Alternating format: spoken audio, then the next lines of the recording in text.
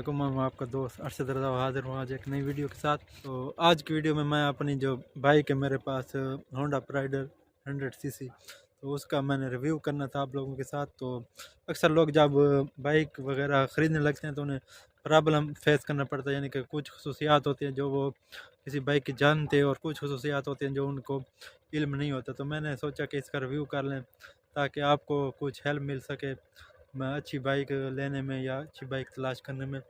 तो सबसे पहले अपनी वीडियो का आगाज़ करते हैं और दुआ करते हैं अल्लाह पाक से कि जो भी इंसान मुसलमान किसी भी दुख तकलीफ़ में मुब्तला हो, अल्लाह पाक उनकी दुख तकलीफ़ दूर करे और सबको आबाद और शाद रखे। तो आइए चलते हैं अपनी बाइक की तरफ और मैं आपको इसकी जो खूबियाँ हैं वो भी बताता हूँ और थोड़ी बहुत जो खामियाँ हैं। ज़ाहिर बात है, जो इंसान जो भी चीज़ बनाता है तो उसमें कोई ना कोई खामी ज़रूर होती है, क्योंकि सबसे जो बेहतरीन खलकत है वो अल्लाह पाक की है, क्योंकि अल्लाह पाक की वो वाहिद हस्ती है जिसकी किसी भी तख्लीक में कोई किस्म की कोई खामी नहीं है, यानी कि वो जो भी चीज़ तख्लीक करता है वो परफेक्ट होती है। तो आइए चलते हैं और इस बाइक का हम रिव्यू करते हैं।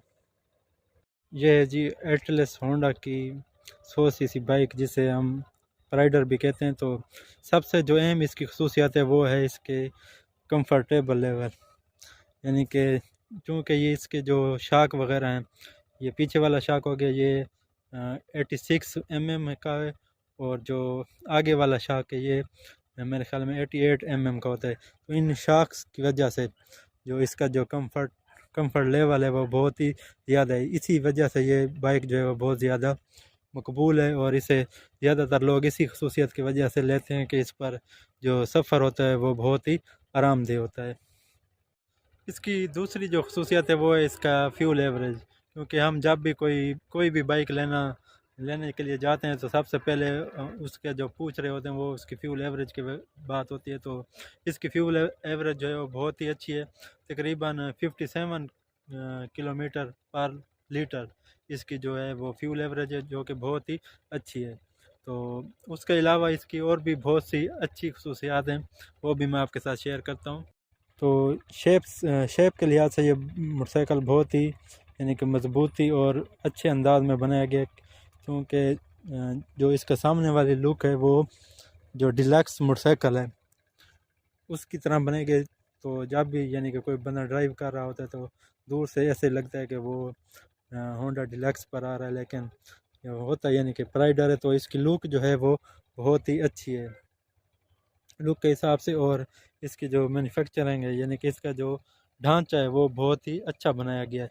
यहाँ से आप देखें जो बाकी बाइक्स वगैरह होती हैं उसमें ये वाला एक पाइप होता है, इसमें डबल पाइप यानी कि लगाए गए हैं इसे ज़्यादा मजबूत बनाने के लिए। तो अक्सर जब आप बाइक पर होते हैं और उसे आप तेज़ स्पीड में चला रहे होते हैं तो उसमें जो आपको मसला दरपेश होता है वो उसकी वाइब्रेशन का होता है। तो इस मोटरसाइकिल में इसकी जो वाइब्रेशन का मसला है वो बहुत ही कम है, क्योंकि ये बहुत ही यानी कि इसका जो इंजन वगैरह बनाया गया है, स्ट्रोक वगैरह वो इसकी बॉडी और इसके यानी कि जो पार्ट्स हैं उसके लिहाज से परफेक्ट बनाया गया, इसलिए जब भी आप इसे तेज़ स्पीड में चला रहे होते हैं तो आपको किसी किस्म की कोई भी वाइब्रेशन का यानी कि मसला पेश नहीं आता, क्योंकि जो होंडा 125 है उसे जब आप तेज़ स्पीड में चला रहे होते हैं तो उसमें वाइब्रेशन बहुत ज़्यादा आ जाती है, क्योंकि उसका जो स्ट्रोक होता है वो इंजन कैपेसिटी से बढ़ जाता है, इसलिए उसमें वाइब्रेशन ज़्यादा हो जाती है। अलावा अगर इसके टायर की बात करें तो ये जो दोनों टायर हैं तकरीबन सेम ही हैं, और इसकी जो रोड ग्रिप है वो बहुत ही अच्छी है। तो इससे पहले मेरे पास जो मोटरसाइकिल था वो था होंडा 125, तो उसकी जो रोड ग्रिप थी वो अच्छी थी, लेकिन जब यूँ ही हम उसकी यानी कि ब्रेक वगैरह यूज़ करते थे तो वो स्लिप हो जाता था। तो इसमें वैसी बात नहीं है, अगर इसके आप दोनों ब्रेकों का सही इस्तेमाल करते हैं तो ये आपको कभी भी ऐसा मसला आपको देखने को नहीं मिलेगा। तो अब आते हैं चंद खामियों की तरफ से, यानी कि इस मोटरसाइकिल में कौन कौन सी जो कमी है वो जो यानी कि बनाने वालों ने छोड़ दी है। तो सबसे पहले जो इसमें यानी कि मुझे जो लगता है वो इसकी हेडलाइट है। हेडलाइट की जो रोशनी है वो इतनी ज़्यादा नहीं होती, इसलिए आपको एक अलग से यानी कि एक्स्ट्रा लाइट यूज़ करना पड़ती है। जैसे आप पीछे देख रहे हैं कि मैंने एक अलग लाइट वगैरह का इंतज़ाम किया हुआ है ताकि जो रात को है वो मसला पेश ना हो, क्योंकि इसकी जो लाइट है बहुत कम है। जो ही आगे से अगर कोई लाइट आ रही हो तो इसकी यानी कि लाइट आपको बहुत कम लगेगी, तो इसलिए मैंने ये एक्स्ट्रा लाइट लगा रखी है इस पर। तो आज मैं जब गया बकर तो मैंने सोचा कि हम भी अपनी बाइक के पीछे अपने चैनल का नाम भी लिखवा लेते हैं। तो बैक लाइट पे मैंने चैनल का नाम भी लिखवा दिया। तो ये कैसा लग रहा है ये भी आपने हमें ज़रूर बताना। अब आ जाते हैं इसकी जो स्पीड है, मैक्सिमम स्पीड। तो इसकी जो मैक्सिमम स्पीड है वो 90 से लेकर 95 तक है। इससे आगे ये नहीं जाता और ये कहता है कि बस मेरे लिए इतनी काफ़ी है। तो ये मैक्सिमम स्पीड मेरे ख्याल से इसकी अच्छी है, 90-95 ये स्पीड सही है। उसके अलावा जो इसकी स्टार्टिंग है वो एक किक से। तो इसकी जो प्राइस है 1,00,000 अब 12,000 होगी। तो होंडा वालों को चाहिए था कि इसमें किक के साथ साथ सेल्फ स्टार्ट का भी ऑप्शन देते, क्योंकि इसकी प्राइस जो है वो बहुत ज़्यादा है। तो इसमें ये अगर फीचर ऐड कर दिया जाता तो इसकी जो वैल्यू है वो ज़्यादा हो जाती।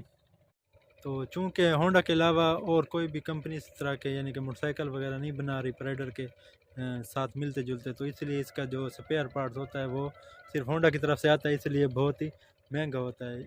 यानी कि आम जो मोटरसाइकिल होते हैं चाइना वगैरह वाले या उनका तो स्पेयर पार्ट्स यानी कि नॉर्मल रेट्स में मिल जाता है। तो इनका जो स्पेयर पार्ट होता है वो बहुत ही महंगा होता है, क्योंकि वो होंडा की तरफ से आता है तो वो अपनी मर्ज़ी का रेट उस पर लगाते हैं। उसके अलावा वक्त के गुज़रने के साथ साथ जो इसके पार्ट्स होते हैं, जिस तरह ये बैक लाइट के ऊपर वाला कवर हो गया या फिर हेड लाइट के ऊपर वाला कवर हो गया, तो इनमें से नॉइज़ आना शुरू हो जाती है। यानी कि यूं ही आप चला रहे होते हैं तो इनमें से नॉइज़ आना शुरू हो जाती है।